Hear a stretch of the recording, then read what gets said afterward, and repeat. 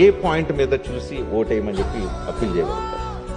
నేను ఒకటి అడుగుతాను, ఒకటి అప్పీల్ చేస్తాను.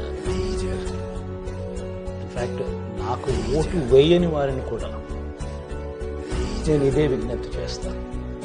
నాకు ఓటు వేయకపోవడానికి వాళ్ళకున్న రకరకాల కారణాలు ఉండొచ్చు, కులం కావచ్చు, వాళ్ళకున్న వాళ్ళ పార్టీల అఫిలియేషన్ కావచ్చు, ఏదైనా కారణం కావచ్చు.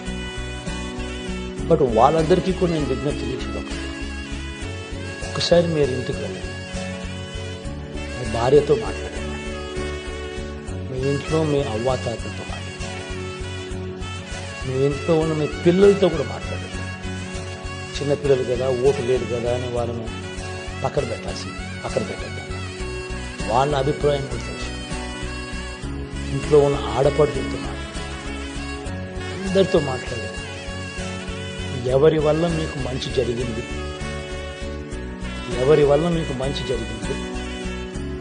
ఎవరు ఉంటే ఈ మంచి కొనసాగుతుంది అన్నది ఒకే ఒక్క అంశం మీ ఓటును గైడ్ చేసేట్టుగా మీరు ఆలోచన చేసి